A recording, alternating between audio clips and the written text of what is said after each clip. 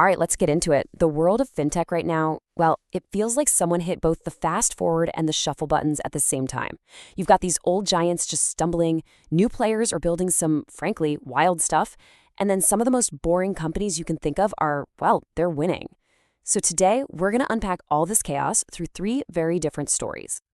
And this quote just nails it. It really sets the stage because it's a reminder that in the world of money and tech, the path forward is never, ever a straight line. And sometimes the biggest wounds are the ones that companies give themselves. This is a story about exactly that.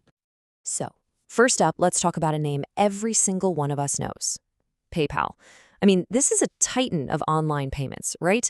A company that felt less like a product and more like a utility. But as we're about to see, even the biggest giants can feel the pull of gravity. And this is the number that just sent shockwaves through the market.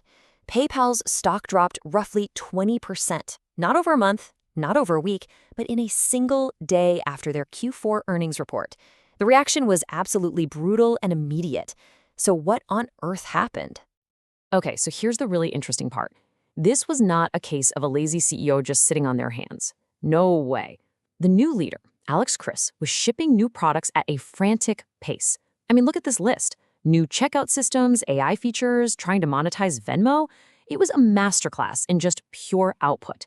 They were moving faster than they had in years. And that, of course, brings us to the real question. If they were doing everything right on the surface, pushing out all these shiny new features, why did the market react so violently? Why this total collapse in confidence? Well, the answer is all about this distinction right here. There's a massive difference between output and leverage. You can spin a hamster wheel all day long, generate a ton of output, but it's not going to move you forward 1 inch. What you actually need is a lever, that one well-placed action that creates a huge impact. And see, PayPal was this hurricane of activity, all output, but none of that energy was creating any real leverage. Investors finally realized that just shipping faster doesn't fix a weak foundation. This really just illustrates the whole problem perfectly. PayPal is dealing with massive tech debt. Their whole system was built for an older internet, an internet where just having a checkout button was this huge advantage. But today, payments are a commodity. Competitors like Apple Pay are baked right into our phones. Shopify has made checkout completely seamless. PayPal was running faster and faster, but they were on a treadmill pointed at the past. So the crucial takeaway here is this. You can't just fire the CEO and fix this thing. The problem isn't the person in charge. It's the immense, crushing weight of their own legacy, their own outdated system that's just pulling them down. It's gravity. Okay, now let's pivot. We're going from a company that's struggling with its past to one that's building the plumbing for a very different and, you could say, a pretty risky future. Let's talk about Apex Fintech Solutions.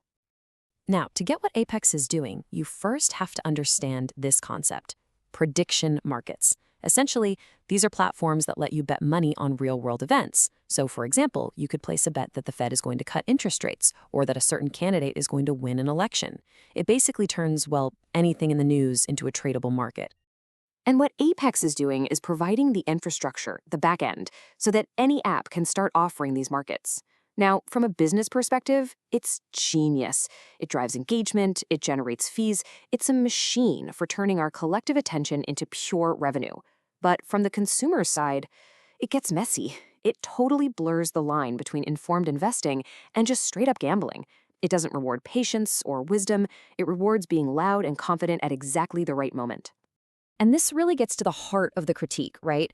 When you optimize a financial product for engagement, are you really innovating anymore, or are you just building a slot machine and dressing it up with market data? The big concern here is that it turns everything from economic policy to politics into just another game to be won or lost, driven less by smart financial decisions and more by getting that quick hit of excitement. And here is the perfect metaphor for Apex's whole role in this. See, they're not taking a side. They're not making a moral judgment. They're just providing the tools. They're selling the shovels. And as a business model, it's great. It's neutral.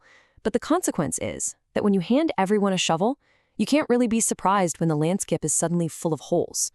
So that brings us to our final and honestly our most surprising character in this whole story. Because while PayPal was fighting gravity and Apex was monetizing our impulses, a company that most of us think is incredibly boring was, well, it was just quietly winning.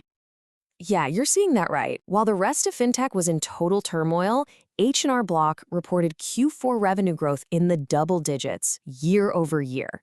No drama, no hype, just solid, predictable growth. A pretty stark contrast to PayPal's 20% free fall, isn't it? So, how'd they do it? Well, by being the exact opposite of a trendy fintech startup.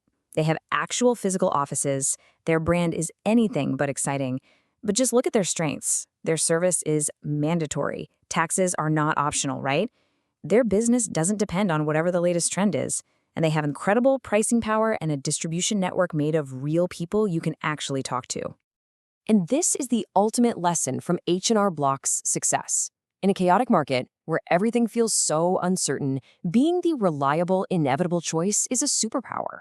We spend so much time celebrating innovation, but in times of stress, dependability, what the market calls alpha or outperformance, can come from just being the company that always shows up and gets the job done.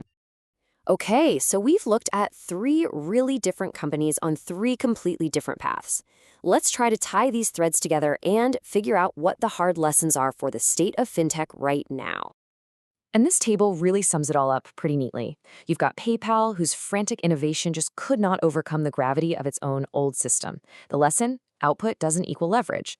Then you have Apex, showing us that selling the tools to monetize our attention is fantastic business, even if the outcome for all of us is kind of messy. And finally, H&R Block, proving that in this market, being inevitable can actually be a better strategy than being innovative. And that leaves us with this final, kind of provocative thought. We are all obsessed with the new, right? The disruptive, the next big thing.